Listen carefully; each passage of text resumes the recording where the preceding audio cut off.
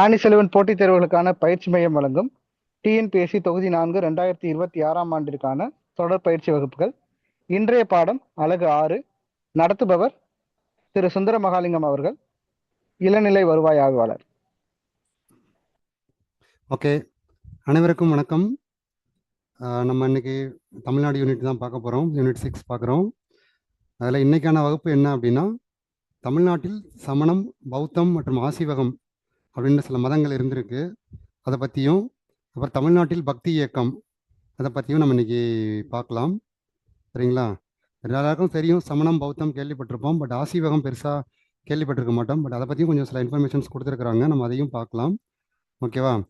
First பார்த்தோன்னா பிகநிதயா அப்படின்னு ஒரு நூல், பிகநிதயா அப்படின்னு ஒரு நூல் இருக்குது. அது ஒரு பௌத்த நூல். அந்த நூல் என்ன சொல்கிறாங்க அப்படின்னா, கிமு 6ஆம் நூற்றாண்டில் இந்தியாவில் வெவ்வேறுபட்ட 62 விதமான சமயங்கள் இருந்ததாக சொல்கிறாங்க. ஓகேவா? 62 வகையான தத்துவ சமய பள்ளிகள் இருந்ததாக சொல்கிற நூல் என்ன அப்படின்னா பிகநிதயா அப்படின்னு ஒரு நூல் இருக்குது. ஸோ நல்லா ஞாபகம் வச்சுக்கணும். எந்த நூல் சொல்லுது அப்படின்னா பிகநிதயா என்ற நூல். அதில் 62 வகையான தத்துவ சமய பள்ளிகள் இருந்ததாக சொல்லுது. அது ஒரு பௌத்த நூல் அப்படிங்கிறத நம்ம ஞாபகம் வச்சுக்கணும். ஓகேவா? இதுதான் அந்த 3 பாயிண்ட். இதில் மெயினாக இது மாதிரி இருக்கும்போது, இந்த பல வகைப்பட்ட மதங்கள் இருந்தாலும் இதில் ஆசீவகம் அப்படிங்கிற மதம் இடைக்கால வரையிலையும், இடைக்காலம்னா கிட்டத்தட்ட 14ஆம் நூற்றாண்டு வரைக்கும் இருந்திருக்குது. சமணம் மற்றும் பௌத்தம் நவீன காலம் வரைக்குமே அது இருந்திருக்கு அப்படின்றதையும் நம்ம தெரிஞ்சுக்கணும். அதாவது ஆசீவகம் இடைக்காலம் வரைக்கும் இருந்திருக்குது, அதாவது 14ஆம் நூற்றாண்டு வரைக்கும் இருந்திருக்கு. 14th century வரைக்கும் ஆசீவகம் அப்படிங்கிற அந்த ரிலீஜன் இருந்திருக்குது. அதுக்கப்புறம் சமணம் மற்றும் பௌத்தம் அந்த 2 மதங்களும் பார்த்தீங்கன்னா நவீன காலம் வரைக்கும் தொடர்ந்து இருக்குது அப்படிங்கிறத நம்ம ஞாபகம் வச்சுக்கணும். ஓகேவா?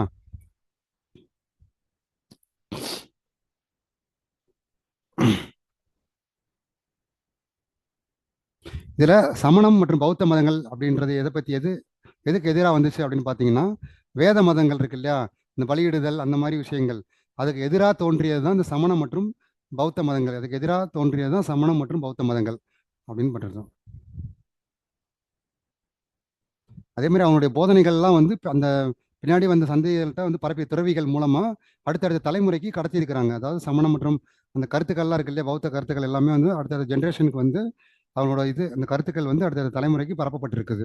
அது முன்னாடி ஆவணப்படுத்தாமல் இருந்திருக்கிறாங்க. பின்னாடி இந்த கருத்துக்கள்லாம் அழிஞ்சிருமே அப்படின்றதுக்காக அதெல்லாம் ஆவணப்படுத்தியிருக்கிறாங்க, ஆவணப்படுத்தி எழுதியிருக்கிறாங்க. அப்படி அந்த மாதிரிலாம் வந்திருக்குது. ஓகே, இதான் ஒரு இன்ட்ரோ, ரைட்டா? இதில் பிகநிதயா அப்படிங்கிற ஒரு பௌத்த நூல் 62 வகையான தத்துவ சமய பள்ளிகள் இந்தியாவில் இருந்ததாக கூறுகிறது. அது ஒரு பௌத்த நூல் அப்படிங்கிறத பார்த்தோம். அதுக்கப்புறம் ஆசீவகம் இடைக்காலம் வரைக்கும் இருந்திருக்கு, 14th century வரைக்கும். அப்புறம் சமணம் மற்றும் பௌத்தம் ஸ்டில் நவீன காலம் வரைக்குமே அது இருந்துட்டு இருக்குது. ரேர் கேசஸ் அங்கே 1 or 2 இருப்பாங்க. அந்த மாதிரி இப்போவுமே சமணர்கள் பௌத்தர்கள் கொஞ்சமாக இருக்கிறாங்க, அங்கங்கே இருக்கிறாங்க. சரிங்களா? இப்போ சமணம் அப்படின்னு பார்த்தோம்னா, சமணத்தை தோற்றுவிச்சவர் யாருன்னு கேட்டால் நமக்கு மகாவீரர் அப்படின்னு தெரியும். வர்த்தமான மகாவீரர் அப்படின்னு சொல்லி நம்ம படிச்சிருப்போம் சின்ன வயசுலலாம். அவர் தான் அந்த சமண மதத்தை தோற்றுவித்தவர். அவர் பார்த்தீங்க அப்படின்னா அவர் ஒரு செல்வ செழிப்பு மிக்க குடும்பத்தை சேர்ந்தவர் தான். இருந்தாலும் அவர் அந்த குடும்ப வாழ்க்கையை விட்டுட்டு ஒரு 12 வருஷம் தவம் செஞ்சிருக்கிறாரு. தவம் செஞ்சு அந்த வாழ்க்கையோட அர்த்தம் என்ன அப்படிங்கிற மாதிரிலாம் தவம் செஞ்சு கண்டுபிடிச்சிருக்கிறாரு, துறவு வாழ்க்கையை மேற்கொண்டு. ரைட்டுங்களா? அதுக்கப்புறம் தான் மகாவீரர் அப்படின்ற அந்த பேர் அவருக்கு வந்திருக்குது. ஓகேவா?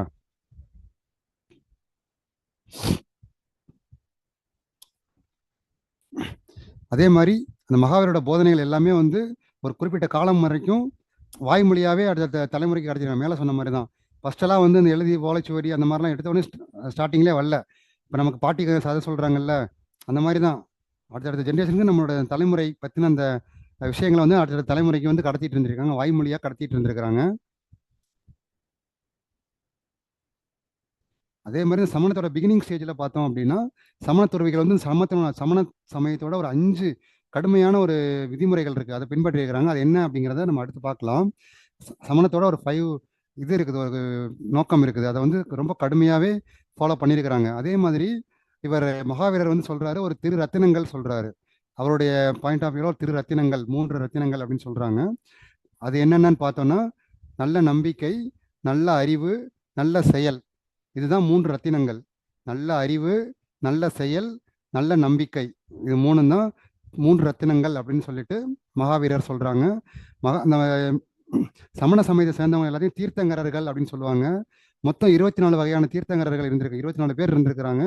அதுல கடைசி ஆள் 24வது ஆள் தான் இந்த மகாவீரர் அப்படிங்கிறவர். யாருன்னா ரிஷபநாதர் அப்படின்னு ஒருத்தர், 23வதா இருந்தவர் பார்ஷவநாதர், 24வதா வந்தவர் நம்ம மகாவீரர். ஓகேவா? இவரோட நேட்டிவ் வந்து பார்த்தீங்கன்னா பீகார் குண்ட கிராமம் அப்படின்னு சொல்லுவாங்க, குண்டக கிராமம் அப்படின்னு சொல்லுவாங்க. ஸோ அவர் நேட்டிவ் வந்து பீகார் சேர்ந்தவர். ரைட்டா?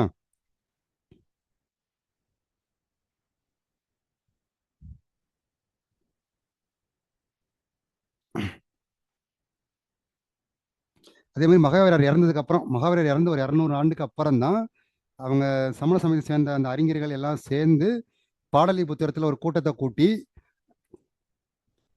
அந்த அந்த போதனைகள் இருக்கும்ல, அந்த மகாவீரோட போதனைகள், அந்த ஒழுக்க விதிகள், அந்த இதெல்லாம் வந்து அதை ஒருங்கிணைச்சு ஒரு சேகரிக்கும் முயற்சியில் ஈடுபட்டிருக்கிறாங்க. அவர் இறந்து 200 ஆண்டுகளுக்கு அப்புறம் தான் அந்த முயற்சியில் ஈடுபட்டிருக்காங்க. பாடலிபுத்திரத்தில் முதல் மாநாடு கூட்டியிருக்கிறாங்க. பட் இதுதான் முதல் சமண மாநாடு. இது வந்து ஃபெயிலியர் ஆயிடுச்சு, பெருசாக சக்ஸஸ்ஃபுல்லாக ஆகலை, ஃபெயிலியர் ஆயிடுச்சு.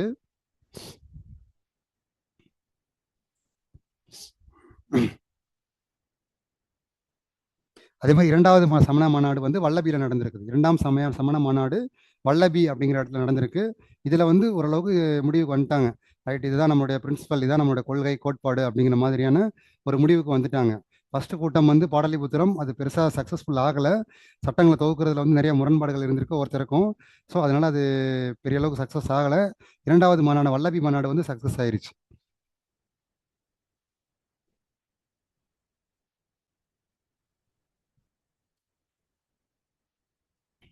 அதே மாதிரி அடுத்து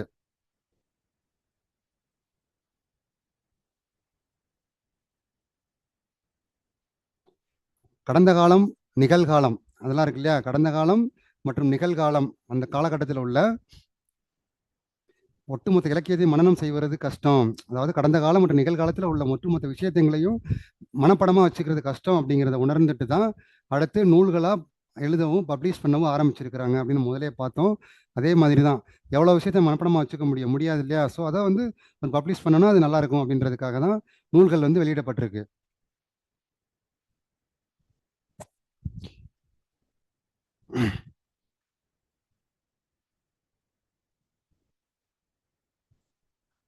அந்த சமணத்தோட 5 உறுதிமொழிகள் சொன்னேன் இல்லையா? ஸோ அந்த உறுதிமொழிகள் என்னென்னு பார்த்தோம்னா,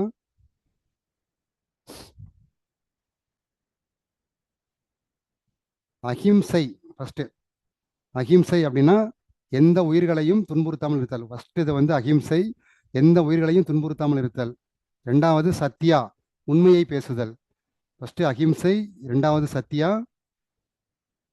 அடுத்து பிரம்மச்சரியா, அது வந்து திருமணம் செய்து கொள்ளாமல் இருப்பது. அடுத்து திருடாமை, அதை வந்து அசௌகரியா அப்படின்னு சொல்றாங்க. திருடாம இருக்கிறது வந்து அசௌகரியான்னு சொல்றாங்க. அடுத்து அபரிக்கிரகா அப்படிங்கிறது வந்து அது பொருட்கள் சொத்துக்கள் மீது அது மாதிரி ஆசைப்படாமல் இருக்கிறது பேரு அபரிக்கிரகா அப்படின்னு சொல்லி இந்த 5 உண்மைகள், இந்த 5 தான் வந்து ரொம்ப ஸ்ட்ரிக்டாகவே சமணத்துறவிகள் வந்து ஃபாலோ பண்ணியிருக்காங்க. அஹிம்சை, சத்யா, அபரிக்கிரகா, பிரம்மச்சரியா,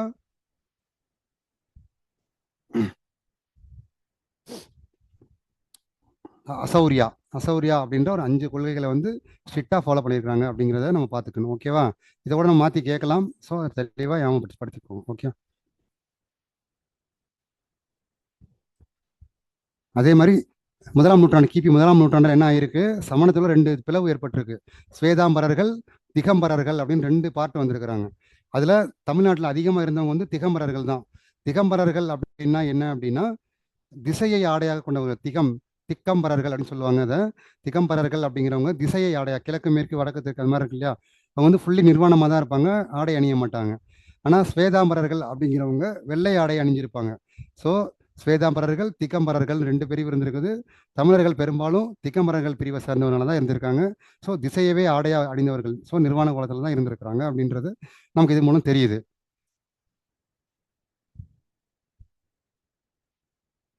அதே மாதிரி இந்த திகம்பரர்கள் மற்றும் ஸ்வேதாம்பரர்கள் இவங்க 2 பேருமே வந்து ஆகம சூத்திரங்கள் தான் தங்களுடைய அடிப்படை நூலாக கருதி இருக்கிறாங்க.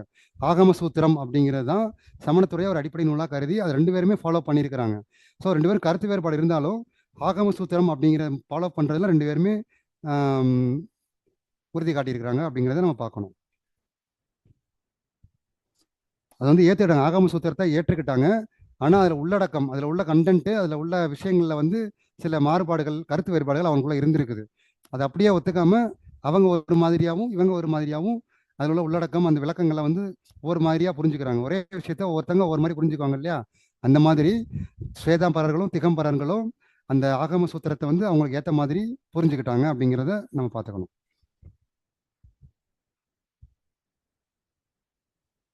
சமண இலக்கியங்கள் என்னென்னு பார்க்கணும். ஃபர்ஸ்ட் சமண இலக்கியங்களை வந்து 2 பிரிவுகளாக பிரிக்கிறாங்க அப்படின்னு கொடுத்துருக்காங்க. சமண இலக்கியங்கள் 2 பிரிவுகளாக பிரிக்கப்பட்டுள்ளது அப்படின்னு கொடுத்துருக்காங்க. ஒன்று ஆகம சூத்திரங்கள், மேலே சொன்னேன் இல்லையா? அதான் இந்த ஆகம சூத்திரம் என்ன அப்படின்னா, இது வந்து ஒரு பல சமண சமய நூல்களை கொண்டது. இதுதான் வந்து ஆகம சூத்திரம். அது பல புனித நூல்களை கொண்டது. இது வந்து பார்த்தீங்கன்னா தமிழ், கன்னடம், குஜராத்தி, ஹிந்தி, அந்த மாதிரி பல மொழிகளில் இருந்திருக்கு. பிராகிருதம், அந்த மாதிரி பல மொழி இருந்திருக்குது. ஓகேங்களா? அந்த நூல் வந்து எதை பற்றி சொல்லுது அப்படின்னா, டைரக்டாக மகாவீரரோட போதனைகள் தான் அந்த ஆகம சூத்திரங்கள் சொல்லுது. மகாவீரரோட போதனைகளை சொல்றது தான் ஆகம சூத்திரம் அப்படிங்கிற நூல். இது இந்தந்த மொழிகளெல்லாம் இருந்திருக்கு. தமிழ், கன்னடம், பிராகிருதம், ஹிந்தி, மராட்டி, அந்த மாதிரி பல மொழிகளில் ஜெர்மன், அது மாதிரி நிறைய மொழிகளில் அது வந்து இருந்திருக்குது. ஓகேவா?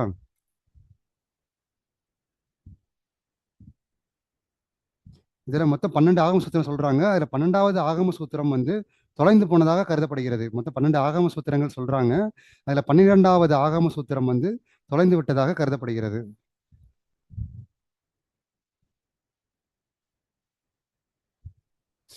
அது ஆகமங்கள் அல்லாத இலக்கியங்கள், அந்த ஆகங்கள் மீது எழுதப்பட்ட அந்த ஆகமங்கள் அல்லாத இலக்கியங்கள் இருக்கு இல்லையா? அது வந்து பார்த்தோம் அப்படின்னா அந்த ஆகமங்கள் மீது எழுதப்பட்ட அந்த உள்ளடக்கம், விளக்கங்கள், உரைகள், தனிப்பட்ட நபரோட கருத்துக்கள், துறவிகளோட கருத்துக்கள், இதெல்லாம் வச்சு அவங்களால தொகுக்கப்பட்ட நூல்களால் ஆனது தான் அந்த ஆகமங்கள் அல்லாத இலக்கியங்கள் அப்படிங்கிறது. ஆகமம் அல்லாத இலக்கியம்ன்றது அந்த உள்ள உள்ளடக்கங்கள், விளக்கங்கள், தனிப்பட்ட நபர்களின் கருத்துக்கள் மீது எழுதப்பட்டது தான் ஆகமம் அல்லாத இலக்கியங்கள் அப்படின்னு சொல்றாங்க.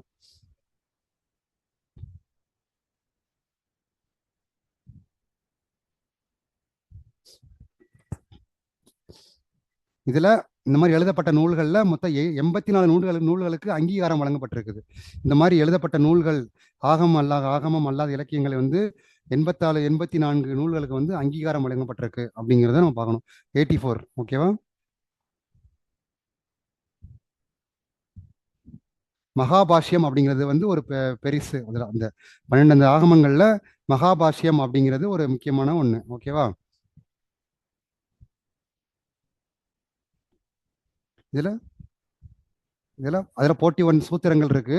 அதுல வந்து அங்கங்கள், உப அங்கங்கள் அப்படின்னு இருந்திருக்கு. அந்த 41 சூத்திரங்கள் வந்து அங்கங்கள், உப அங்கங்கள். இது கொஞ்சம் கன்ஃபியூஸ் பண்ற மாதிரி தான் இருக்கும்.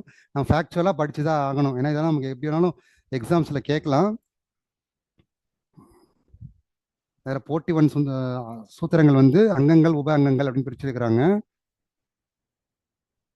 ஓகேவா? இதுல சேடாக்கள் அப்படிங்கிறது ஒரு 5 இருக்குது. அது வந்து என்னன்னா துறவிகளோட நடத்தைகளை கூறுறதும் சேடாக்கள் அப்படின்னு சொல்லுவாங்க. சேடாக்கள் அப்படின்னா என்ன பொருள் அப்படின்னா, துறவிகளின் நடத்தையை பற்றி சொல்வதுதான் சேடாக்கள் அப்படின்னு சொல்லுவாங்க. ரைட்டா?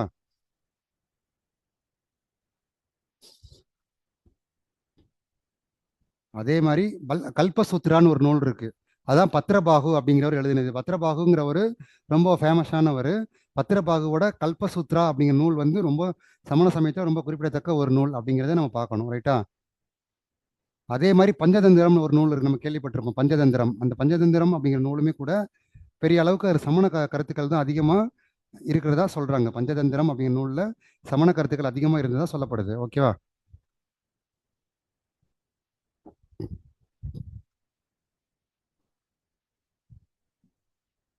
அதே மாதிரி தமிழ்ல பார்த்தோம் அப்படின்னா சமண நூல்கள் என்னன்னு பார்த்தோம் அப்படின்னா சிலப்பதிகாரம், சீவக சிந்தாமணி, ரைட்டுங்களா, நாலடியார், பழமொழி 400, இது மாதிரியான நூல்கள் எல்லாமே சமண சமயம் சார்ந்தது தான்.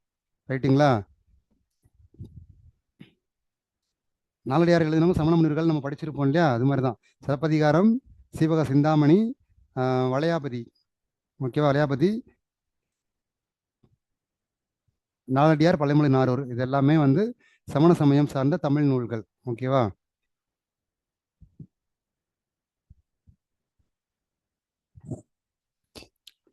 நெக்ஸ்ட், அதே மாதிரி திருவள்ளுவருமே வந்து ஒரு சமணராக இருக்க வாய்ப்பு இருக்கு அப்படிங்கிற மாதிரி தான் ஒரு கருத்து நிலவுது. திருவள்ளுவருமே வந்துட்டு ஒரு சமணராக இருக்கிறதுக்கான தான் பாசிபிலிட்டிஸ் இருக்கிறதா ஒரு தகவல் ஒரு வந்து உறுதிப்படுத்தப்படல. அவர் வந்து ஒரு எல்லா மதத்தையும் கடந்தவர் தான் திருவள்ளுவர். பட் இருந்தாலும் அவருடைய அந்த கருத்துக்களை வச்சு பார்க்கும்போது அவர் ஒரு சமணராக தான் இருந்திருக்கணும் அப்படிங்கிற மாதிரியான ஒரு கருத்தும் நிலவுது அப்படிங்கிறத நம்ம பார்க்கணும்.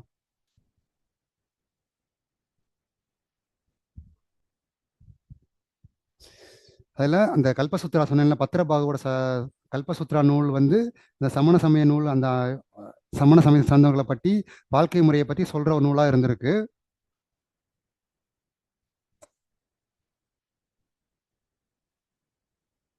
இதுல மகாவீரருடைய வாழ்க்கை வரலாறும் பார்சவநாதர் அந்த அந்த துறவிகளோட வாழ்க்கை வரலாறு ரொம்ப அதிகமாகவே சொல்லப்பட்டிருக்கு அப்படின்னு சொல்லியிருக்காங்க. எந்த நூல்லன்னா கல்பசூத்ரா, பத்ரபாகு எழுதிய கல்பசூத்ரா அப்படிங்கிற நூல்ல. ரைட்டா?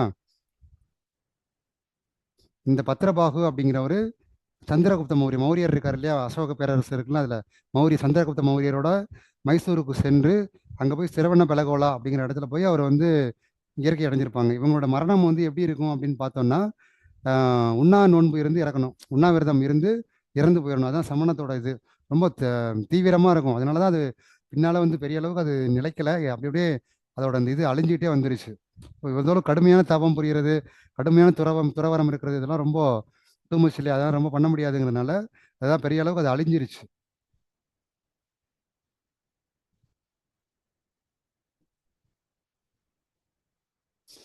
தீர்த்தங்கரர்கள் அப்படின்னா யாருன்னா, இந்த உலகத்துக்கும் இன்னொரு உலகத்துக்கும் நடுவில் ஒரு பாதை அமைக்கிறவங்க தான் தீர்த்தங்கரர்கள். தீர்த்தங்கரர்கள் அப்படிங்கிறதுக்கு அர்த்தம் என்னன்னா, இப்போ இருக்கிற உலகத்துக்கும் இன்னொரு உலகத்துக்கும் நடுவில் ஒரு பாதை அமைக்கிறவங்க தான் தீர்த்தங்கரர்கள் அப்படின்ற மாதிரி கொடுத்துருக்குறாங்க. ஓகேவா? அடுத்து தமிழ்நாட்டில் சமணங்கள் அப்படின்னு ஒரு கான்செப்ட் கொடுத்துருக்குறாங்க. நம்ம அதை பற்றி பார்க்கலாம்.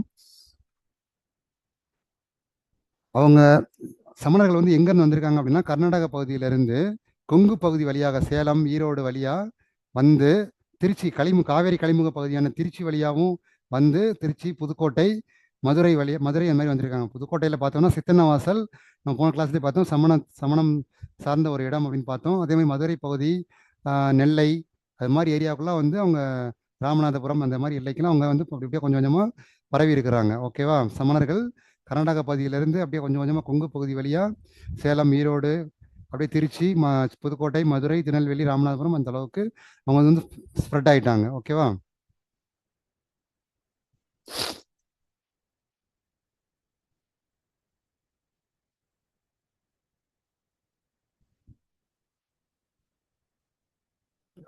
ஓகே, நெக்ஸ்ட் அடுத்து சித்தன்னவாசல் கோயில். இவங்களோட முக்கியமான இடமே வந்து சித்தன்னவாசல் தான்.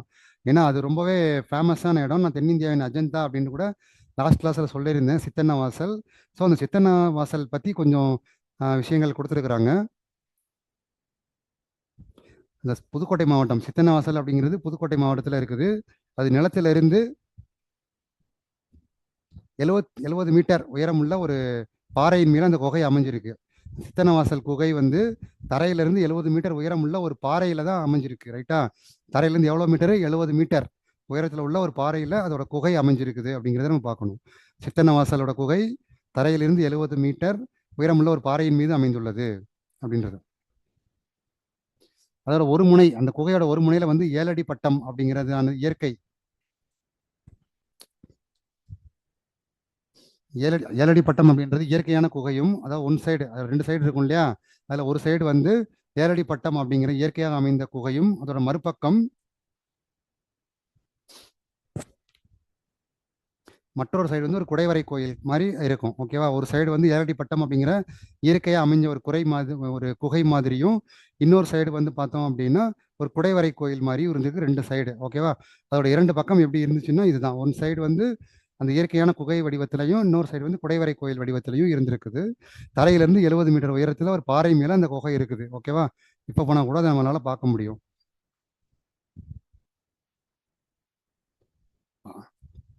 அந்த பின்னாடி அது வேலி அடைச்சிருப்பாங்க. அந்த வேலி அடைச்ச பின்னாடி பக்கம் 17 சமண படுக்கைகள் இருந்திருக்குதான் சொல்றாங்க. 17 வகையான சமண படுக்கைகள் வந்து அங்க இருந்திருக்குது. பேக் சைடு அதோட பின்பக்கம். இந்த இடங்கள் தான் வந்து சமணர்கள் தங்கின இடமா இருந்திருக்கும். பெரும்பாலும் வந்து அவங்க மலைப்பகுதியில் தான் தங்கியிருப்பாங்க. இது நம்ம மதுரையில் பார்த்தீங்கன்னா கீழே குயில்குடின்னு ஒரு இடம் இருக்கும். அந்த நாகமலை புதுக்கோட்டை சைடு அங்கேயும் பார்த்தீங்கன்னா சமணர்கள் அதிகமாக தங்கியிருக்கு. அங்கேயும் சமண படுக்கைகள் இருக்கும். சமணர்கள் இந்த மாதிரி மலைகளில் தான் தங்கியிருப்பாங்க. அவங்க படுக்கையை வந்து அது மாதிரி தான் மலைப்பகுதியில் தான் இருக்கும். நம்ம இப்போ கூட பார்க்க முடியும்.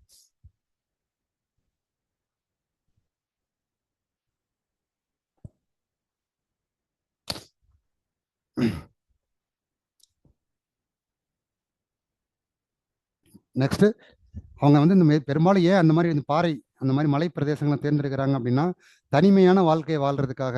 நான் சொன்னேன் இல்லையா, துறவரம் அப்படிங்கிறப்ப யாருடைய இதுவும் இல்லாமல் தனிமையாக போய் வாழணும். அதுதான் துறவரம்ங்கிறது. நம்ம குடும்பம் எல்லாத்தோட இருந்துட்டு வாழ்றதுக்கு பேர் அது பேர் இது கிடையாது. துறவரம்ங்கிறது எல்லாரையும் விட்டுட்டு போயிட்டு தனிமையாக நின்று வாழ்றதுக்காக இயற்கையான இடத்துல போய் வாழணும். அதுக்கு தான் மலை பிரதேசம் தேடி இருக்கிறாங்க. மலையில தான் வந்து அந்த மாதிரி ஒரு இயற்கை அந்த ஒரு அமைதி அதெல்லாம் கிடைக்கும் அப்படிங்கிறதுக்காக மலைப்பகுதியை வந்து சூஸ் பண்ணியிருக்கிறாங்க. ரைட்டா?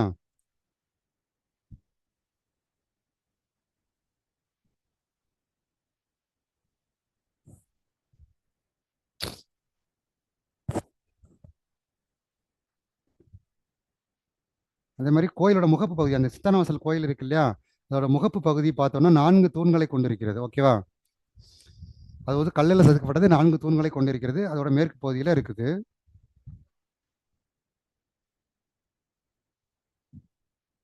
இது வந்து பாண்டியர் காலத்தில் கட்டப்பட்ட கோயில் அப்படின்னு சொல்றாங்க. ரைட்டா? சித்தனவாசல் வந்து அந்த இது வந்து பாண்டியர் காலத்தில் கட்டப்பட்ட ஒன்று.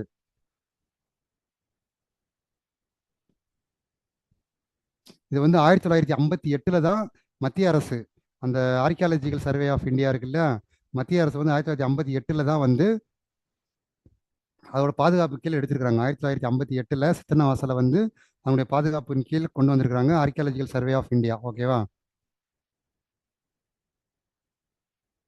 அதன் பின்னாடி தான் அதிகமாக வந்து நிறையா டூரிஸ்ட்லாம் வர ஆரம்பிச்சிட்டாங்க. நிறையா பார்க்க வர்றாங்க.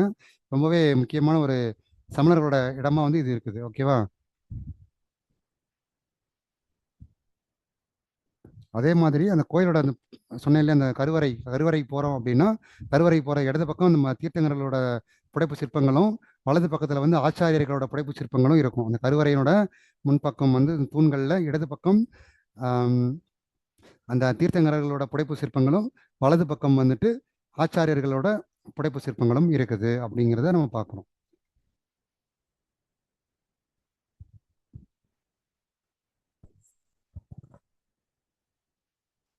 அடுத்து காஞ்சிபுரத்தில் வந்து காஞ்சிபுரத்திலையும் சமணர்கள் இருந்திருக்கிறாங்க. திருப்பரத்தி குன்றம் அப்படிங்கிறது காஞ்சிபுரத்தில் உள்ள ஒரு பிளேஸு. அது வந்து ரொம்பவே முக்கியமான ஒரு இடமா கருதப்படுகிறது.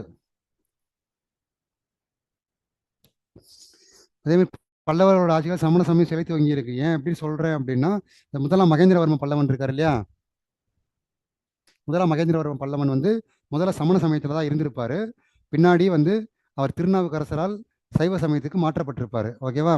முதலாம் மகேந்திரவர்மன் வந்து சமண சமயத்தை சேர்ந்தவராக இருந்திருப்பாரு. பின்னால் வந்து அவர் திருநாவுக்கரசர் இருக்கார் இல்லையா, அவரோட ஆசீர்வாதத்தின் பேரில் அவர் வந்து சைவ சமயத்துக்கு மாறியிருப்பார். அதே மாதிரி யுவான் சுவாங் வந்து 7ஆம் நூற்றாண்டில் இந்தியாவுக்கு வருவார் இல்லையா, தமிழ்நாடு காஞ்சிபுரத்துக்கு வர்றாரு. அப்போ வந்து தமிழ்நாட்டில் வந்து அதிக அளவுக்கு பௌத்தர்களும் சமணர்களும் அந்த பகுதியில் வாழ்ந்ததா அவருடைய நூல் குறிப்பில் சொல்றாரு.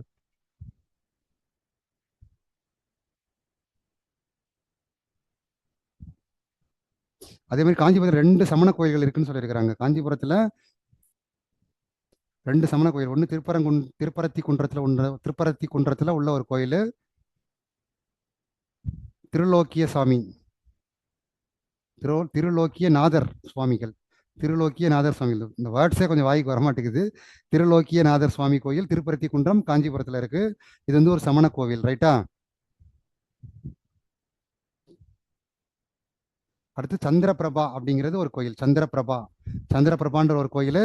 அப்புறம் திருலோகீஸ்வரநாதர் கோயில் ஒன்று, ரெண்டுமே காஞ்சிபுரத்தில் இருந்திருக்கு. ரைட்டா? இந்த 2 கோயிலுமே வந்து பல்லவரோட கட்டடக்கலை பாணியில தான் கட்டப்பட்டிருக்குது. ரைட்டா?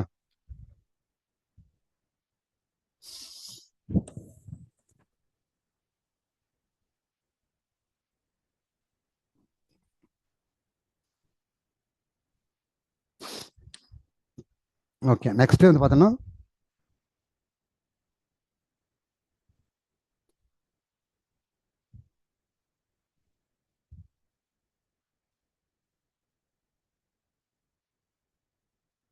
திரு திருலோக்கியநாதர் கோயில் சொன்னேன் இல்லையா, காஞ்சிபுரம். திருலோக்கியநாதர் கோயில் வந்து காஞ்சிபுரம் மாவட்டம் திருப்பருத்தி குன்றம், எல்லாம் ஞாபகம் வச்சுக்கணும். அங்கே உள்ள நிறையா விஷயங்கள் வந்து அழிஞ்சிருச்சு. அடுத்து பின்னாடி பெயிண்டிங்ஸ் பண்ணும்போது அங்கே இருக்கிற நிறையா ஓவியங்கள்லாம் வந்து அழிஞ்சிருச்சு. இப்போ அது பெரிய அளவுக்கு நம்மளால் அது பார்வையிடுறதுக்கு ரொம்ப சிரமமாக இருக்குது அப்படின்ற மாதிரியும் கொடுத்துருக்குறாங்க. ரைட்டுங்களா?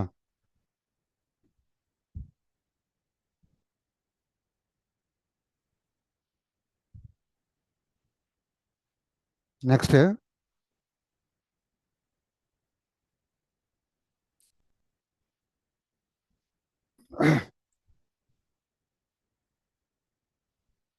அடுத்து தமிழ்நாடு சமணர்கள் பார்த்தோம் அப்படின்னா 2011ஆம் ஆண்டு கணக்கெடுப்பு படி எவ்வளோ பேர் இருந்திருக்கிறாங்க அப்படின்னா 80,300 ஒரு நிமிஷம் 359 பேர் இருந்திருக்காங்க. 83,359 பேர் இருந்திருக்கிறாங்க. இது பர்சன்டேஜ், மக்கள் தொகை பர்சன்டேஜில் பார்த்தோம்னா 0.12% சமணர்கள் வந்து தமிழகத்தில் இருந்திருக்காங்க அப்படிங்கிறது நமக்கு சொல்கிறாங்க. அடுத்து கழுகுமலை, அதே மாதிரி சித்தன்னவாசல் எந்த அளவுக்கு சமணர்களோட ஒரு முக்கியமான இடமோ அதே மாதிரி கழுகுமலை அப்படிங்கிறதும் சமணர்களோட ஒரு முக்கியமான பிளேஸ் தான். அது இந்த கழுகுமலை வெட்டுவான் கோயில் நம்ம லாஸ்ட்டாக பார்த்துருந்தோம். கழுகுமலை வெட்டுவான் கோயிலும் சமணர்களோட ஒரு பிளேஸ் தான். இது தூத்துக்குடி மாவட்டம் கோவில்பட்டி வட்டத்தில் இருக்குது. ஓகேவா? இது வந்து பாண்டியன் நெடுஞ்சடையன் அப்படிங்கிறவங்களால் கட்டப்பட்டது.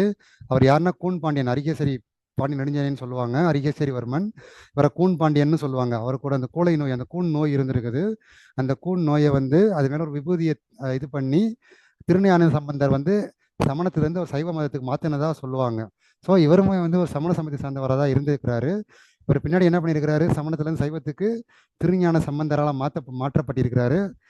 இவர் வந்து 8000 சமணர்களை வந்து மதுரையில் உள்ள சமணநத்தம் அப்படிங்கிற பகுதியில் வந்து கழுவேற்றியதா சொல்லப்படுது ஒரு வரலாறு. 8000 சமணர்களை வந்து கழுவேற்றி இருக்கிறாரு, கொண்டிருக்கிறாரு அப்படின்னு சொல்றாங்க. ரைட்டா?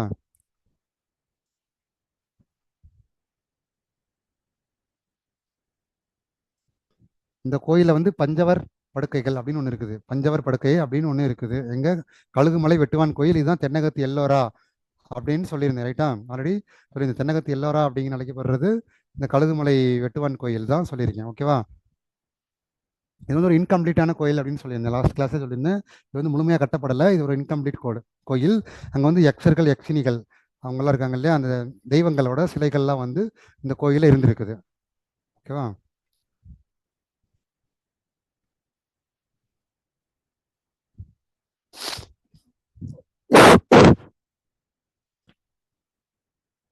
அதே மாதிரி தமிழ்நாட்டில் பிற இடங்களில் உள்ள முக்கியமான சமணர் கோயில் பார்க்கலாம். இப்போ மெயினாக 2 தான், கழுகுமலையும் சித்தன்னவாசலும் ரொம்ப மெயினானது. அதுக்கப்புறம் பார்த்தோம்னா சமண சம்பந்தமான தமிழ்நாட்டில் உள்ள பிற கோயில்கள் என்னென்னு பார்க்கணும்.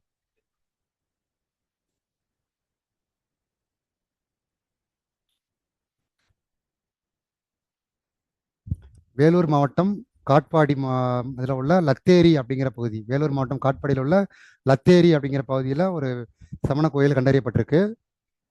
ஓகேவா? ரைட்டு. நெக்ஸ்ட்டு அடுத்து திருவண்ணாமலையில் வந்து பார்த்தீங்கன்னா திருமலை. இது வந்து ஆரணிக்கு பக்கத்தில் இருக்குது. ஆக்சுவலாக திருவண்ணாமலை மாவட்டத்தில் ஆரணிக்கு பக்கத்தில் ஒரு சமணர் கோயில் ஒன்று இருக்குது. ஓகேங்களா?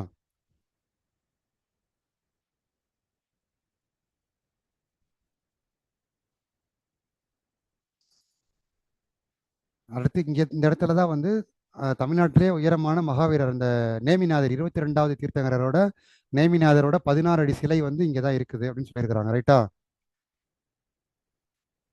16 அடி சிலை, அதுதான் அதிக தமிழ்நாட்டிலே பெரிய சிலை. அது எங்கே இருக்குது அப்படின்னா இங்கே இந்த திருவண்ணாமலையில் சொல்ல அங்கே தான் இருக்குது. நேமிநாதர் 22வது தீர்த்தங்கரர். முதல் வந்து ரிஷபதேவர்னு சொல்லியிருந்தேன், 24வது வந்து மகாவீரர் சொல்லியிருந்தேன், 23 பார்சவநாதர் சொல்லியிருந்தேன். இப்போ 22 வந்து நேமிநாதர் அப்படின்னு ஒருத்தர் இருந்திருக்கிறாரு. அவருடைய பெரிய சிலை அந்த 16 அடி சிலை வந்து இந்த இடத்துல தான் இருந்திருக்குது அப்படின்ட்டு நம்ம பார்க்க முடியுது. ஓகேவா? இது 16 அடி உயரம் கொண்டது.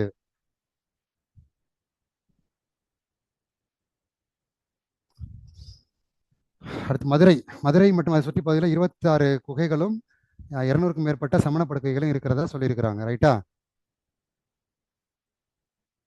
60 கல்வெட்டுகள், மேற்பட்ட கல்வெட்டுகளும் இருந்ததா சொல்றாங்க. ஓகேவா? ஓகே. இதில் கீழே கோயில் கூட ரொம்ப ரொம்ப இம்பார்ட்டண்டான பிளேஸ். ஏன்னா இது நாகமலை புதுக்கோட்டையிலேருந்து உள்ளே போனோம் அப்படின்னா அது மலை மேலே அமைஞ்சிருக்கும். இது மதுரையிலேருந்து மேற்கே 12 கிலோமீட்டர் தொலைவில் மதுரை டு தேனி நெடுஞ்சாலை, மதுரை டு தேனி போகிற ரோட்டில் பார்த்தோம் அப்படின்னா மதுரையிலேருந்து 16 கிலோமீட்டர் மேற்கு சைடு இந்த இது இருக்குது, 12 கிலோமீட்டர் அப்படின்னு சொல்லியிருக்கிறாங்க. அதிலிருந்து தேனி போகிற ரோட்டில் 12 கிலோமீட்டர் தூரத்தில் கீழக்குயில்குடி கிராமம் இருக்குது. அங்கே சமணர் படுக்கைகள் இருக்குது. இப்போ போனால் கூட நம்மளால் பார்க்க முடியும். ரைட்டுங்களா?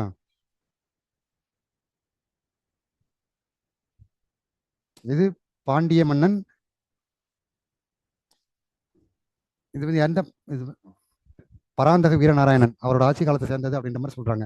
பராந்தக வீரநாராயணன் அப்படிங்கிற ஒரு ஆட்சி காலத்தை சேர்ந்தது தான் இந்த கீழக்குயில்குடி, இந்த சிற்ப, இந்த சமண படுக்கைகள், அந்த ஏரியா அப்படின்றதெல்லாம் சொல்றாங்க. அங்கேயும் இந்த குகை இருக்கும், சமணர்கள் வாழ்ந்த அந்த படுக்கைகளும் இருக்கும். நம்ம அங்க போய் பார்த்துக்க முடியும். மேலே போறதுக்கும் அலோவ் பண்ணுவாங்க. கீழே ஒரு கோயில் கூட இருக்கும். கரெக்டா?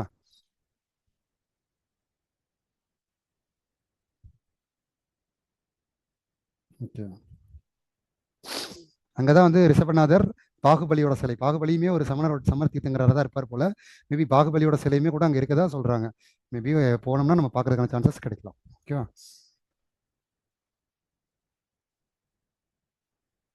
அதே மாதிரி சமணர்கள் வந்து கல்விக்கு செஞ்ச பங்களிப்பு நிறைய பண்ணியிருக்காங்க. இவங்க பெண்களையும் ஈக்குவலாக ட்ரீட் பண்ணுவாங்க. இவங்க ஜாதி மதம் பார்க்க மாட்டாங்க, பெண்களுக்கும் ஈக்குவலாக கல்வி கொடுத்தாங்க. அந்த சமணர்களோட கல்வி கற்கும் இடம் வந்து பள்ளின்னு சொல்லுவாங்க. ஸோ அந்த பள்ளி தான் நம்ம இப்போ கல்வி கற்கிற இடம் சொல்கிறோம். சமணர்கள் வந்து கல்விக்கு அந்த அளவுக்கு இம்பார்ட்டன்ட் கொடுத்துருக்காங்க.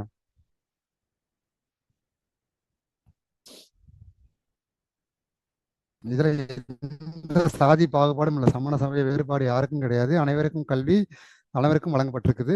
இது பெண்களுக்குமே வழங்கப்பட்டிருக்குது. எந்த பாகுபாடுமே கிடையாது அப்படிங்கிறது தான். ஓகேங்களா?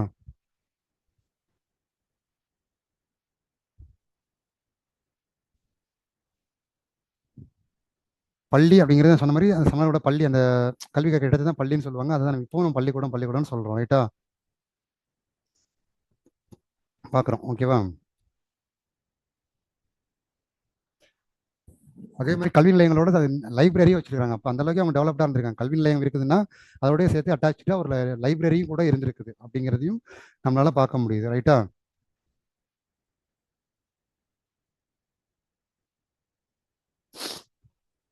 ஓகே. இதுதான் சமணர்கள். ஏன்னா பெண்களுமே வந்து துறவரம் பூண்டிருக்காங்க. ஏன்னா அவங்களுடைய இதே வந்து துறவரம் இருந்து உண்ணா நோன்பு இருந்து இறந்து போகணும். இதுதான் அவங்களுடைய ஸ்ட்ரிக்டான கொள்கைகள். இதுதான் சமணர்கள் இது வரைக்கும் இருந்திருக்காங்க. நவீன காலம் வரைக்கும் அவங்களுடைய பங்களிப்புங்கிறது தமிழகத்தில் இருந்திருக்குது. இப்போவுமே கூட சில பேர் அங்கங்கே இருக்கிறாங்க தான் செய்கிறாங்க. ரைட்டா? ரைட். அடுத்து இது சமணம் பார்த்துட்டோம். அடுத்து பௌத்தம். இவர் வந்து கௌதம புத்தர் அப்படின்னு சொல்லுவோம். கௌதம புத்தர்னு சொல்லுவோம். ரைட்டா? இவர் தான் புத்த மதத்தை தோற்றுவிச்சவர். இவரோட நேட்டிவ் வந்து பார்த்தோம்னா நேபாளத்தை சேர்ந்தவர் தான் இவர். இவர் வந்து லும்பினி தோட்டம் அப்படிங்கிற இடத்துல பிறந்திருப்பார். நேபாளத்தில் பிறந்தவர். இவர் இந்தியா கிடையாது, இவர் நேபாள்காரரு. ரைட்டுங்களா? இவங்களுடைய பௌத்த மதம் நமக்கு எப்படி இந்தியாவுக்குள்ள வந்திருக்கும் அப்படின்னா, மௌரிய பேரரசர் அசோகர் இருக்கார்ல, அவரோட பையனையும் பொண்ணையும் சங்கமித்திரை மற்றும் மகேந்திரன் 2 பேரையும் இலங்கைக்கு வந்து பௌத்தத்தை பரப்புறதுக்காக அனுப்புவார்.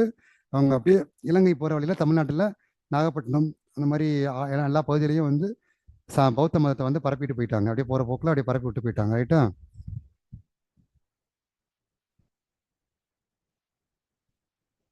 கௌதம புத்தரும் மகாவீரோட சமகாலத்தவராக தான் கருதப்படுறாரு. ஏன்னா அந்த 2 மதமே வந்து சமகாலத்தை சேர்ந்தது தான். மகாவீரோட சமகாலத்தவராக கருதப்படுறவர் தான் கௌதம புத்தர்.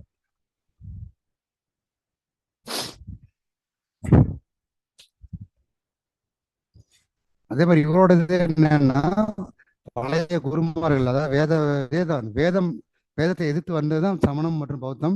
பழைய குருமார்கள் இருந்து கத்துக்கிறதுக்கு ஒண்ணுமே இல்லை, அதெல்லாம் வேஸ்ட்டு, சும்மா அவங்க இது பண்ணிட்டு இருக்கிறாங்க, அது இதுன்னு சொல்லிட்டு நம்மளை பயன்படுத்துறாங்க. ஜாதி மதம் அந்த இது அப்படின்னு சொல்லி நம்மளை வந்து ஏமாத்துறாங்க. ஸோ அதெல்லாம் யாரும் நம்பாதீங்க, அவங்கள்ட்ட கத்துக்கிறதுக்கு ஒண்ணுமே கிடையாது அப்படிங்கிற மாதிரி அவர் முடிவு பண்ணிட்டாரு. அவரும் துறவரம் போறாரு. குடும்பத்தை விட்டுட்டு துறவரம் போயிடுறாரு. துறவரம் போய் அவர் புத்த கயா, அந்த கயால தான் அவருக்கு வந்து ஞானம் கிடைக்குது. ரைட்டுங்களா? புத்த கயா, அங்கதான் போயிட்டு அவருக்கு ஞானம் கிடைக்குது. ரைட்டா?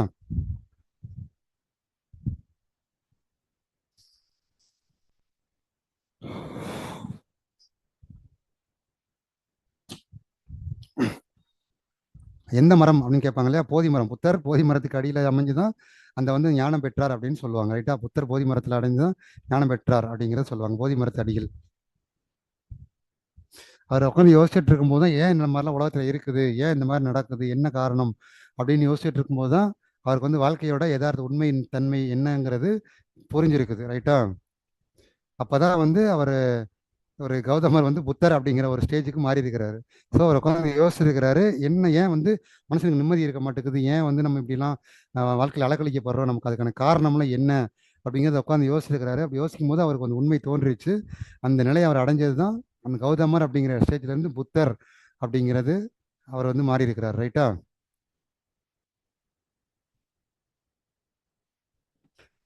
இறுதியில் கண்டுபிடிச்சாரு மனிதர்கள் வந்து ஏன் துன்பப்படுறாங்க, ஏன் துயரப்படுறாங்க அப்படிங்கிறத கண்டுபிடிச்சாரு. அது என்னங்கிறத பின்னாடி சொல்லுவார்.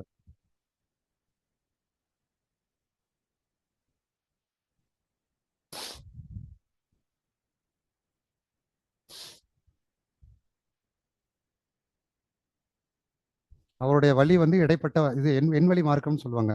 துறவரத்துக்கும் சுகபோக வாழ்க்கைக்கும் அரச வாழ்க்கைக்கும் இடைப்பட்டது தான் அந்த வாழ்க்கை அப்படின்னு அந்த இது மட்டும் சொல்லுவார்.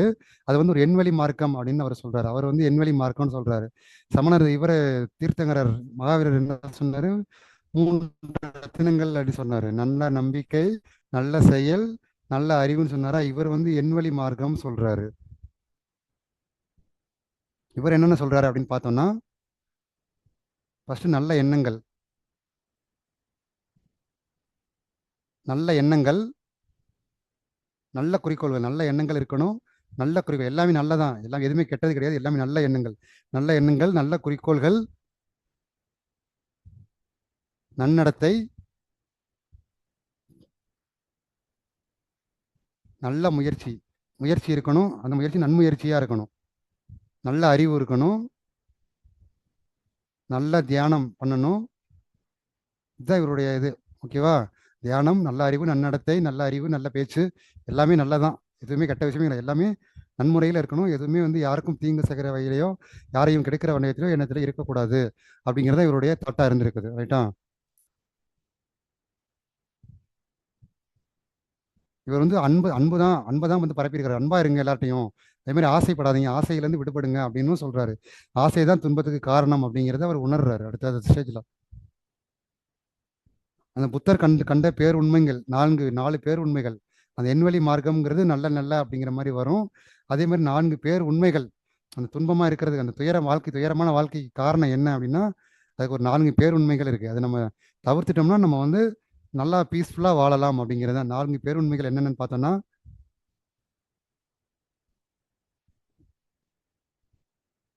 வாழ்க்கை அப்படிங்கிறது பார்த்தோம்னா துயரம், வயோதிகம், நோய், பின்னாடி இறக்குறது, இதுதான் வந்து வாழ்க்கை அப்படிங்கிற மாதிரி இருக்குது எல்லாருக்கும். ரைட்டா? இதுதான் பேசிக்காக கொண்டு ஒரு வாழ்க்கை இருக்குது. வாழ்க்கைன்னா பிறக்கிறோம், வயசாகுது, நோய் வருது, இறந்துடுறோம்.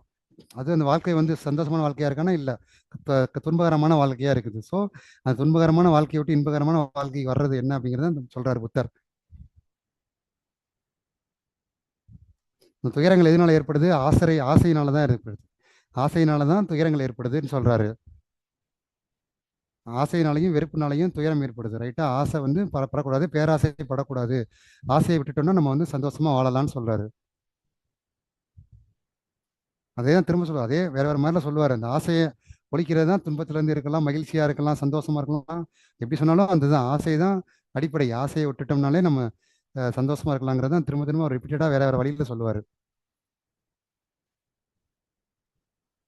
அதே மாதிரி அந்த எண் வகை வழிகளை பின்பற்றினா உண்மையான மகிழ்ச்சியும் சந்தோஷமும் கிடைக்கும்னு சொல்றாரு. அந்த மேல நல்ல அறிவு, நல்ல நடத்தை, நல்ல சிந்தனை, நல்ல தியானம் அந்த மாதிரிலாம் சொன்னோம் இல்லையா? அந்த மாதிரி அந்த எண் வகை இது பின்பற்றணும் அப்படின்னா நல்ல வாழ்க்கையை, சந்தோஷமான வாழ்க்கையை, யாருக்கும் தீங்கற்ற வாழ்க்கையை நம்மளால வாழ முடியும் அப்படிங்கிற மாதிரி புத்தர் சொல்றாரு. அவர் சொல்றது அப்படி அடிக்கடி சொல்றது, ஆசையே துன்பத்துக்கு காரணம், ஆசையிலிருந்து விடுபட்டால் நம்ம துன்பத்திலிருந்து விடுபட்டலாம், அது நம்ம மகிழ்ச்சி அளிக்கும் அப்படிங்கிறத நம்ம திரும்ப சொல்றாரு.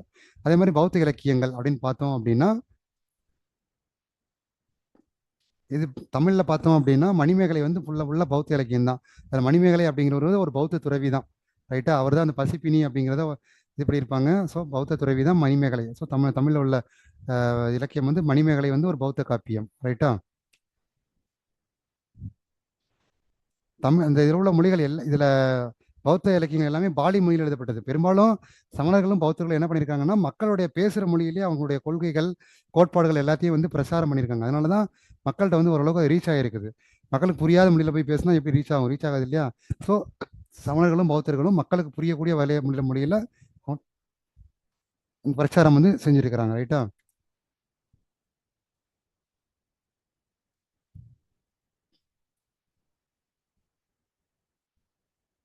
ரைட்டா? அடுத்து அதே மாதிரி பௌத்தத்தோட பொது விதிகள்னு ஒரு 3 இருக்கு. அவரை எப்படி சமணர் வந்து ஒரு 3 ரத்தினங்கள் சொன்னார். நல்ல அறிவு, நல்ல நடத்தை, நல்ல செயல் சொன்னார். அதே மாதிரி நீ மட்டும் தான் சொல்லுவியா, நானும் சொல்லுவேன் அப்படிங்கிற மாதிரி இவருக்கும் ஒரு பொது விதிகள் ஒரு 3 இருக்குது. பௌத்தருக்கு ஒரு 3 விதிகள் இருக்குது. அது என்னன்னு பார்த்தோம் அப்படின்னா, இதை வந்து திரிகூடைகள், 3 கூடைகள் அப்படின்னு சொல்லுவாங்க. 3 ரத்தினங்கள் என்ன மதத்தை சார்ந்ததுன்னா சமண மதம். 3 கூடைகள், 3 விதிகள் எதை பற்றி சார்ந்தது பார்த்தோம் அப்படின்னா பௌத்த மதத்தை சார்ந்தது. இது சுத்த பீடம், வினய பீடகம், அபிதம பீடகம் அப்படின்னு 3 சொல்லுவாங்க. ரைட்டா?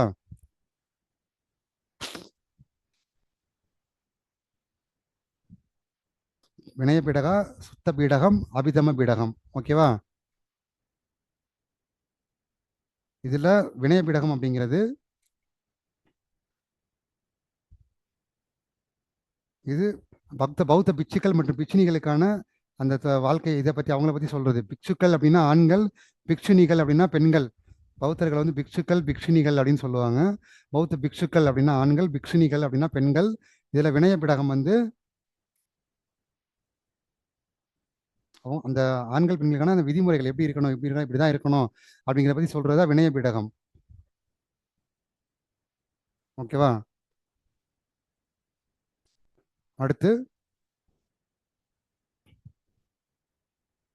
சுத்த பீடகம்ன்றது வந்து விவாதத்தை அடிப்படையாக கொண்டு பௌத்தத்தின் கருத்துக்களை சொல்கிறது. இது வந்து விவாதத்தை சுத்த பீடகம் அப்படிங்கிறது பௌத்தத்தின் அந்த விவாதத்தின் மூலம் அந்த கருத்துக்களை வந்து வெளிப்படுத்துறது தான் வந்து சுத்த பீடகம் அப்படின்னு சொல்றாங்க. இந்த அபிதம பீடகம்ன்றது இந்த நன்னெறி, ஒழுக்க கோட்பாடுகள் அது போன்ற சொல்றது தான் வந்து அபிதம பீடகம். ஸோ வினய பீடகங்கிறது வந்து அந்த பிக்சர்கள் பிக்ஷனிகளோட அந்த விதிமுறைகளை சொல்றது. சுத்த பீடகம் அப்படிங்கிறது இது விவாதத்தை சான்றுகளாக கொண்டு பௌத்தத்தின் கருத்துக்களை சொல்றது வந்து சுத்த பீடகா. அபிதம பீடகா அப்படிங்கிறது அபிதம பீடகம் அப்படிங்கிறது நன்னறிகள் தத்துவங்கள், அந்த ஒழுக்க நெறிகள், கோட்பாடுகள் இது போன்ற விஷயங்களை சொல்றது தான் வந்து அபிதப பீடகா அப்படின்னு சொல்றாங்க. ரைட்டா? இது 3 கூடைகள். இது பௌத்த மதத்தை சேர்ந்தது. 3 ரத்தினங்கள் சமண சமயத்தை சேர்ந்தது. ரைட்டா?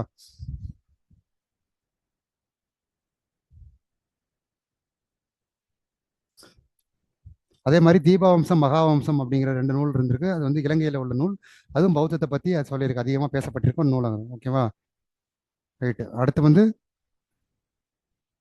புத்த வம்சா அப்படின்னு ஒரு நூல். புத்த வம்சாங்கிற நூல் இது கவிதை வடிவில் எழுதப்பட்ட ஒரு நூல்.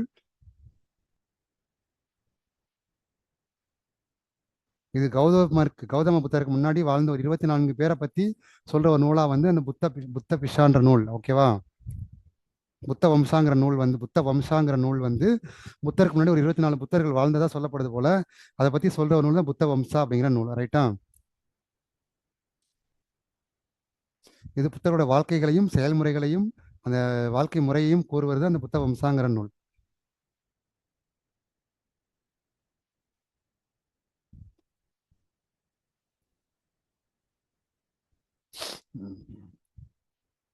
அடுத்து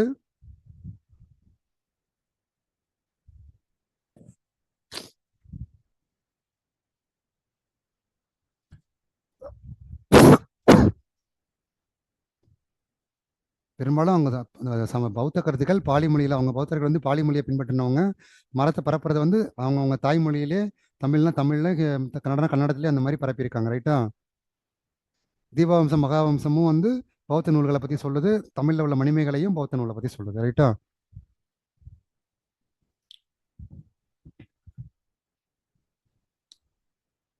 ரைட்டா? இதில் தீபவம்சம், மகாவம்சம் எதை பற்றி சொல்லுது அப்படின்னு பார்த்தோம்னா, தீபவம்சம், மகாவம்சம் பார்த்தோம்னா, மகாவம்சம் வந்து இந்த துணை கண்டத்தில் உள்ள அந்த அரச வம்சங்களை பற்றி, அந்த அரசர்களை பற்றியும் அதை பற்றி சொல்லுது. மகாவம்சம்ன்றது, மகாவம்சம் வந்து இந்த புத்தரோட போதனைகள் இருக்கும் இல்லையா, அதை பற்றி சொல்லுது. அப்படி எப்படி சமண மதத்தில் வந்து ரெண்டு பிரிவுகள், ஆம், திகமரர்கள் ஸ்வேதமரர்கள் இருந்தாங்களோ, அதே மாதிரி பௌத்தத்திலையும் ஹீனயானம் மகாயானம் அப்படின்னு ரெண்டு இருந்துச்சு. ஹீனயானம் அப்படிங்கிறது புத்தரோட கோட்பாடுகளை பின்பற்றுறவங்க, புத்தர் சொன்ன அந்த கோட்பாடுகளை பின்பற்றி வாழ்றவங்க ஹீனயான பிரிவை சேர்ந்தவங்க. மகாயான பிரிவை சேர்ந்தவங்க யாரு அப்படின்னா, புத்தரையே கடவுளா வருது, உருவ வழிபாடு மாதிரி புத்தரையே ஒரு கடவுளா வச்சு வழிபடுறவங்க வந்து மகாயானம் பிரிவை சேர்ந்தவர்கள். ரைட்டா?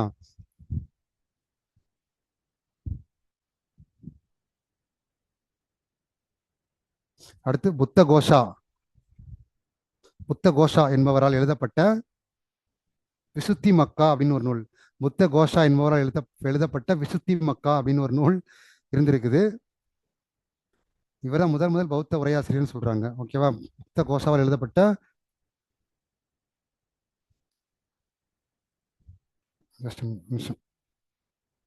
விசுத்தி மக்கா. ஓகேவா? விசுத்தி மக்கா, புத்த கோஷாவால் எழுதப்பட்ட விசுத்தி மக்கா நூல்லாம் கொஞ்சம் புரியாம தான் இருக்கும். ஸோ கொஞ்சம் பார்த்து இது பண்ணிக்கோங்க. ஓகேவா?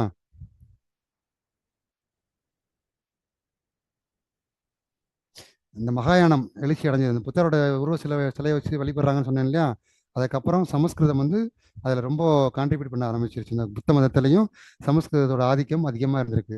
ஸோ சமஸ்கிருதம் தான் பல மொழிகள் அழிச்சிக்கிட்டு இருக்குது. ஸோ அந்த மாதிரி மகாயானம் வந்ததுக்கப்புறம் சமஸ்கிருதத்தோட அந்த ஆதிக்கம் வந்து அதிகமாக இருந்திருக்குது. பிற்காலத்தில் வந்து இது அந்த வைணவ மதத்தோட இது பண்ணி அப்படியே அப்படியே காலகட்டத்தில் அப்படியே அழிஞ்சிட்டு வந்துருச்சு பௌத்தம் அப்படின்னு சொல்கிறாங்க. சரிங்களா? அதே மாதிரி புத்த சரிதம்னு ஒரு நூல் இருக்கு. இதை எழுதினவர் யாரு அப்படின்னா அஸ்வகோசர். அஸ்வகோசர் அப்படிங்கிற எழுதின நூல் என்ன அப்படின்னு பார்த்தோம்னா புத்த சரிதம். ஓகேவா? புத்த சரிதம் என்ற நூலை எழுதியவர் அஸ்வகோசர். இது சமஸ்கிருதத்தில் எழுதப்பட்ட நூல். இது வந்து ஒரு இதிகாச பாணியில், இதிகாசம்னா தெரியும்ல, நம்ம ராமாயணம் மகாபாரதம்லாம் இருக்கு இல்லையா, ஸோ அந்த மாடல் எழுதப்பட்டது அந்த புத்த சரிதம் அஸ்வகோசரால் எழுதப்பட்டிருக்கு. இது கௌதம புத்தருடைய வாழ்க்கை வரலாற்றை பற்றி கூறும் நூல்.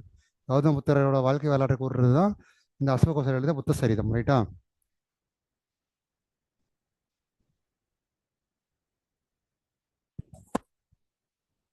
முன்னாடி நம்ம தமிழ்நாட்டில் வந்து சமணத்தை பௌத்தத்தை பரப்புனது அசோகர் அவங்க மூலமாக பரப்பி இருக்கிறாங்க. சரி, அசோகரோட பையன் பொண்ணு சங்கமித்திரையும் மகேந்திரனும் வந்து இலங்கை போகிற வழியில் அப்படியே நாகப்பட்டினம் அந்த மாதிரி பல இடங்கள்ல மதுரை அந்த மாதிரி இடங்கள்லாம் வந்து பௌத்தத்தை பரப்பி விட்டு போயிட்டாங்க அப்படியே. ஓகேவா?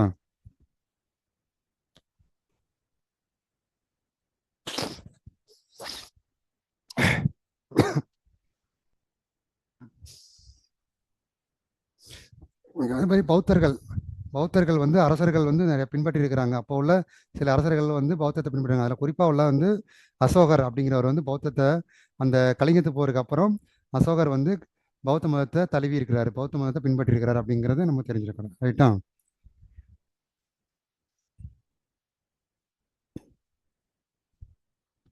ஓகே. அதே மாதிரி சீன பயணி யுவான்சாங் வந்தபோது பௌத்தம் வந்து தென்னிந்தியாவில் பெரிய அளவுக்கு வளர்ந்துருக்கு அப்படிங்கிறது அவரோட நூலில் வந்து சொல்லியிருப்பார். ரைட்டா?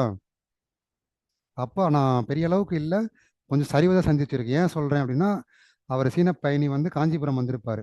காஞ்சிபுரம் வரும்போது அப்போ மகேந்திரவர்ம பர்ணா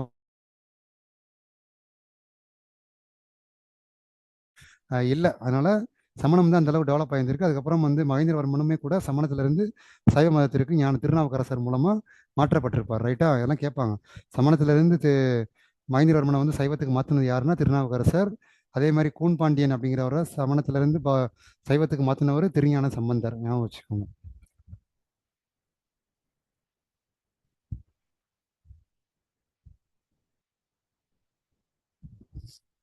அதே மாதிரி பௌத்தம் வந்து நாகப்பட்டினத்தில் வந்து அங்கே ஒரு சூடாமணி விகாரம்னு ஒன்று இருக்குது. நாகப்பட்டினத்தில் சூடாமணி விகாரம் இருக்குது. ஸோ அதே மாதிரி பௌத்தம் வந்து அங்கேயும் நாகப்பட்டினம் வந்து மேக்ஸிமம் கடற்கரை பகுதிகளில் தான் டெவலப் ஆகிருக்கும். இது பிற்கால சோழர்கள் காலத்தில் ரொம்பவே பௌத்தம் வந்து ஓரளவுக்கு பாதுகாக்கப்பட்டிருக்கு. ஏன்னா ராஜராஜ சோழன்லாம் கூட நாகப்பட்டினம் சூடாமணி விகாரம் போனதெல்லாம் நமக்கு பார்த்துருப்போம். ஸோ அந்த அளவுக்கு குறிப்பிடத்தக்க ஒரு இடம் தான் நாகப்பட்டினம் மாவட்டத்தில் உள்ள சூடாமணி விகாரம். ரைட்டா?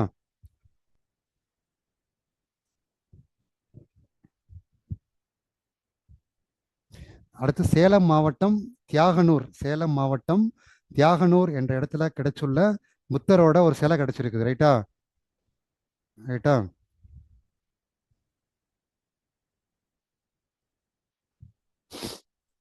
ஓகே.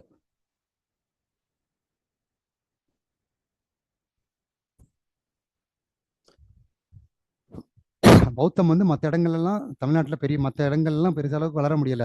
ஏன்னா சைவ மதங்கள், சைவ மைணவம் போட்டிக்கு வந்துட்டாங்க. அதனால பௌத்தம் வந்து பெரிய அளவுக்கு கான்ட்ரிபியூட் பண்ண முடியல. ஆனால் நாகப்பட்டினத்தில் வந்து ஓரளவுக்கு நின்று ஓரளவுக்கு இருந்திருக்கு பௌத்தம். அதுக்கப்புறம் அப்படியே கொஞ்சம் கொஞ்சமாக அது அப்படியே அழிய ஆரம்பிச்சிருச்சு. ஓகேங்களா? அந்த நாகப்பட்டினத்தில் சூடாமணி விகாரம் சொன்னேன் இல்லையா, அது வந்து ஸ்ரீவிஜயம் மன்னரால் கட்டப்பட்டது. ஸ்ரீவிஜயம் மன்னரால் கட்டப்பட்டது தான் சூடாமணி விகாரம். ஓகேவா? கோலவடிகன் சித்திரை சாத்தன் மணிமேகலை எழுதியவர். கோலவடிகன் சித்திரை சாத்தனால் எழுதப்பட்டது தான் மணிமேகலை. இவர் வந்து ஒரு பௌத்தர். அந்த மணிமேகலையில் உள்ள மணிமேகலையுமே வந்து பௌத்த துறவியாக தான் காண்பிப்பாங்க. ஓகேவா?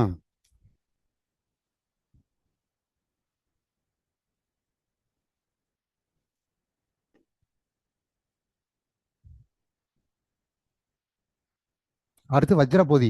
வஜ்ரபோதி என்ற பௌத்த துறவி தான் தாந்திரிக சடங்குகள், அந்த சடங்குகள்லாம் இருக்கும்ல, அந்த வஜ்ரபோதிங்கிறவர் பௌத்த துறவி. அந்த தாந்திரிக சடங்குகள்லாம் அது ஒழிச்சு பல்லவரோட அரசவையை வந்து அலங்கரித்தவரும் அவர் தான் அப்படின்ற மாதிரி சொல்லுறாங்க. அதுக்கப்புறம் காஞ்சிபுரத்தை சேர்ந்த போதி தர்மர் வந்து பார்த்தோம் அப்படின்னா சீனாவுக்கு போய் அங்கே போயிட்டு அங்கே உள்ள மக்களுக்கு பௌத்தத்தை பரப்பியிருக்கிறாரு. அப்படிங்கிறத தாண்டி மார்ஷியல் ஆர்ட்ஸ், அந்த தற்காப்பு கலைகளை வந்து சொல்லி கொடுத்துருக்கிறாரு. அவர் காஞ்சிபுரத்துலேருந்து சீனாவுக்கு போய் அங்கே இருக்க மக்களுக்கு தற்காப்பு கலைகளை கற்றுக் கொடுத்தவர் யார் அப்படின்னா போதி தர்மர். நம்ம 7ஆம் அறிவு படத்தில் பார்த்துருப்போம் இல்லையா? ஸோ அவர் தான்.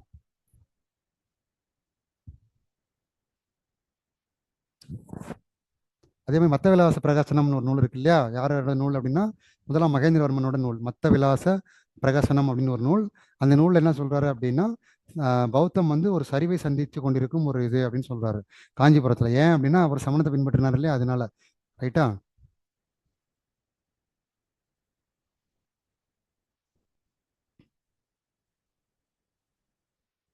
அதே மாதிரி கல்வி கற்கிறதுக்காக அந்த புத்த மதத்தோட சேர்ந்த பிளேஸ் நாலந்தா, தட்சசீலம் மற்றும் விக்ரமசீலா என்ற இடங்கள்ல வந்து கல்வி கற்றுக்கிறதுக்காக நிறைய பேர் வந்துருக்காங்க. நாலந்தா, தட்சசீலம் மற்றும் விக்ரமசீலா ஆகிய கல்வி நிலையங்கள்ல வந்து கல்வி கற்றுக்கிறதுக்காக வெவ்வேறு நாடுகள்ல எல்லாம் தான் வந்து கல்வி கற்றுருக்காங்க. அந்த அளவுக்கு ரொம்ப ஃபேமஸான இடமா இருந்திருக்குது நாலந்தா, தட்சசீலம் மற்றும் விக்ரமசீலா ஆகியவை.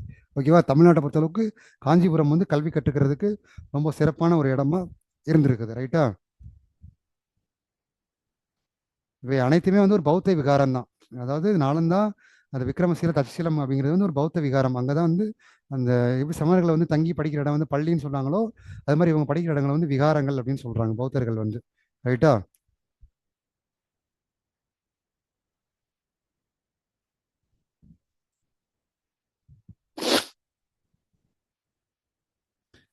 விகாரா அப்படிங்கிறது வந்து சமஸ்கிருத சொல். அதுக்கு அர்த்தம் வந்து வாழ்விடம் அல்லது இல்லம் என்பது பொருள். விகாரா என்பது ஒரு சமஸ்கிருத சொல். அதுக்கு அர்த்தம் வந்து வாழ்விடம் அல்லது இல்லம் அப்படிங்கிறது பொருள். ரைட்டா? ஆரம்ப காலத்தில் எப்படின்னா சுற்றி தெரிஞ்சிருக்கிறாங்க, துறவிகள் சுற்றி சுற்றி சுற்றி தெரிஞ்சிட்டு இருக்கிறாங்க. அவங்க தங்குறதுக்கு ஒரு இடம் வேணும் இல்லையா? ஸோ அவங்களுக்கு ஒன்று தங்குற இடமா அமைஞ்சது தான் வந்து இந்த விகாரங்கள். மழைக்காலத்துலேயும் மற்ற சீசன்ஸ்லாம் தங்குறதுக்கான ஒரு இடம் தான் இந்த விகாரம் இருந்திருக்கு தொடக்க காலத்தில். தமிழர்கள்லாம் வந்து மலைப்பகுதியில் போய் தங்குனாங்கன்னு சொன்னோம் இல்லையா, அது மாதிரி இவங்க வந்து விகாரங்கள் அமைச்சு அந்த விகாரத்தில் தான் தங்கியிருக்காங்க பௌத்தர்கள். ரைட்டா? அங்கே தான் கல்வியும் பஞ்சிருக்காங்க. ரைட்டா?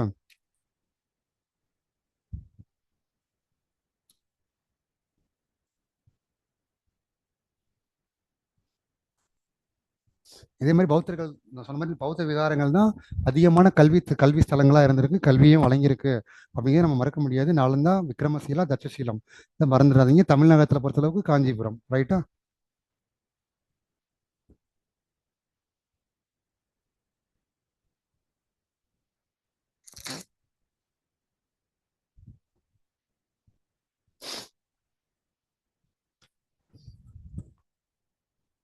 இந்திய தொல்லியல் துறை ஆராய்ச்சி செஞ்சதில் நாகப்பட்டினத்தில் உள்ள அந்த காவேரி பூம்பட்டினம் நாகப்பட்டினம் சைடு உள்ள இந்த காவேரி பூம்பட்டினம் அந்த பகுதியில் வந்து பௌத்த விகாரைகள் இருந்ததை வந்து கண்டறியப்பட்டிருக்கு. ரைட்டா?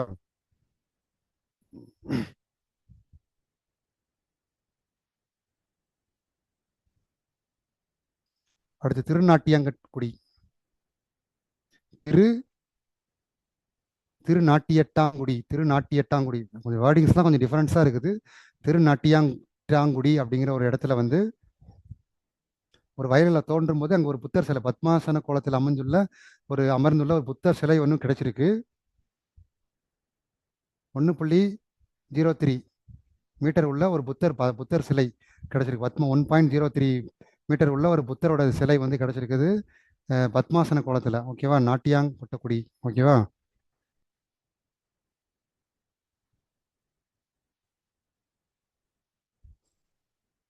அவ்வளோதான். ஓகேவா? இதுதான் நாட்டியாங்கட்டங்குடி அப்படிங்கிற ஊரில் ஒரு 1.03 மீட்டர் அளவுள்ள ஒரு புத்தரோட சிலை வந்து கிடைச்சிருக்குது அப்படிங்கிறதையும் நம்ம பார்க்கணும். அது வந்து பத்மாசன கோலத்தில் அமைந்திருக்கும் புத்தர் சிலை கிடைச்சிருக்குது. ரைட்டா? ஓகே, இது வந்து பௌத்தம். அடுத்து ஆசிவகம் வந்து தமிழ்நாட்டில் எப்படி இருந்திருக்காங்கன்னு இவங்களுடைய கான்செப்ட் என்ன அப்படின்னா வினைப்பயன். இப்போ செய்கிறத நமக்கு நடக்கும் அப்படிங்கிற மாதிரி வினைப்பயன். விதியை நம்புவாங்க. இவங்க வந்து விதியை நம்புறவங்க தான் ஆசிவகர்கள். ஓகேவா?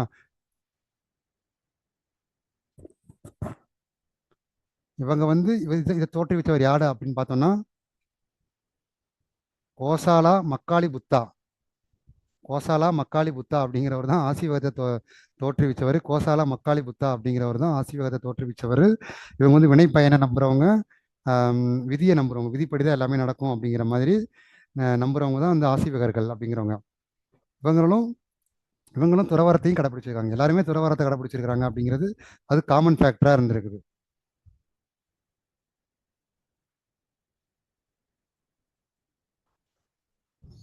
இவங்களுடைய ஆசீவக மதம் வந்து இதுவுமே வந்து சமண மதம் பௌத்த மதத்துக்கு ஈக்குவலாகவும் அதுக்கு முன்னாடியும் தமிழர்களால் பின்பற்றப்பட்டிருக்கு அப்படிங்கிற மாதிரியும் சொல்லப்பட்டிருக்கு. ரைட்டா?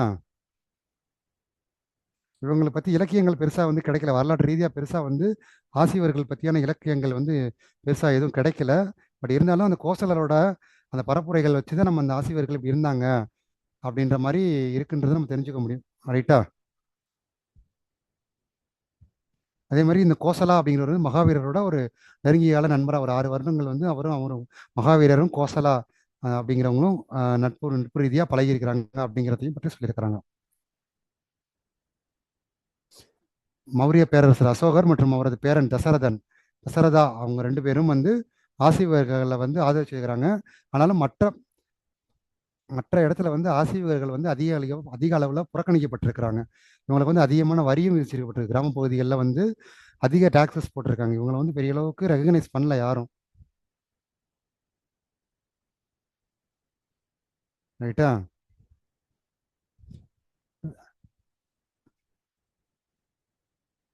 அனைத்து இடங்களிலும் புறக்கணிக்கப்பட்டாங்க சொன்னோம் இல்லையா? அனைத்து இடங்களிலும் புறக்கணிக்கப்பட்டிருக்காங்க.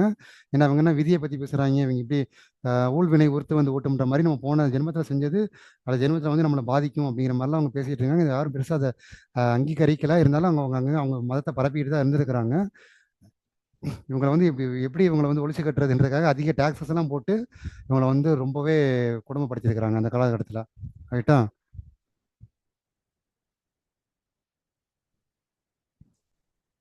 இந்த மாதிரி இடர்பாடுகள் சந்திச்சாலும் 14ஆம் நூற்றாண்டு வரைக்கும் கர்நாடகத்திலையும் தமிழ்நாடு பகுதிகளிலையும் ஆசீவக மதம் வந்து நிலைநின்று இருக்கிறாங்க. இந்த மாதிரி பல இடர்பாடுகள் இருந்தாலும் 14ஆம் நூற்றாண்டு வரைக்கும் ஆசீவக மதம் வந்து அந்த அளவுக்கு ஓரளவுக்கு பரவி இருக்கிறாங்க. பட் இவங்களை பற்றி பெரிய டீட்டெயில்ஸ் நிறையா எதுவும் கிடைக்கப்படலை. இவ்வளோதான் டீட்டெயில்ஸ் இருக்குது. ரைட்டா? அதே மாதிரி தமிழ்நாட்டில் வந்து பார்த்தோம்னா பெரும்பாலும் வேலூர், காஞ்சிபுரம், திருவள்ளூர் அந்த சைடு தான் வந்து பெரிய அளவுக்கு ஆசீவகம் வந்து பரவி இருந்திருக்குன்னு சொல்கிறாங்க. வேலூர், காஞ்சிபுரம் மற்றும் திருவள்ளூர் அந்த மாவட்டங்களில் வந்து பரவி இருக்கதா சொல்லியிருக்கிறாங்க. ரைட்டா? பின்னாடி போக போக அது வைணவ மதத்தால் ஈர்த்து கொள்ளப்பட்டது. இந்த மதம் ஆசீவகம் வந்து வைணவ மதத்தால் வந்து ஈர்த்து கொள்ளப்பட்டது. அதுக்கப்புறம் தான் வந்து பார்த்தீங்கன்னா சைவம் வைணவம் என்ற மதங்கள்லாம் வந்து பெரிய அளவுக்கு டெவலப் ஆயிடுச்சு. எல்லாத்தையும் அழிச்சிட்டு, ஏன்னா இந்த துறவரம் கடுமையான துறவரம் போடணும், இப்படி இருக்கணும், அப்படி வாழணும் அப்படின்லாம் சொல்கிறாங்க இல்லையா? ஸோ இதெல்லாம் பெருசாக யாரும் அங்கீகரிக்கல. அதனால வந்து இந்த 3 மதங்களுமே பெருசாக மக்கள்கிட்ட வந்து ரொம்ப காலத்துக்கு வந்து இருக்க முடியலை. அழிஞ்சிருச்சு. அப்படியே கொஞ்சம் கொஞ்சமாக அழிஞ்சிருச்சு. ரைட்டா?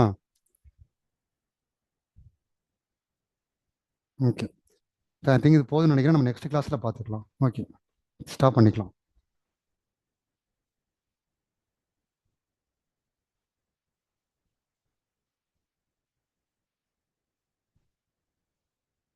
சந்தோஷ்.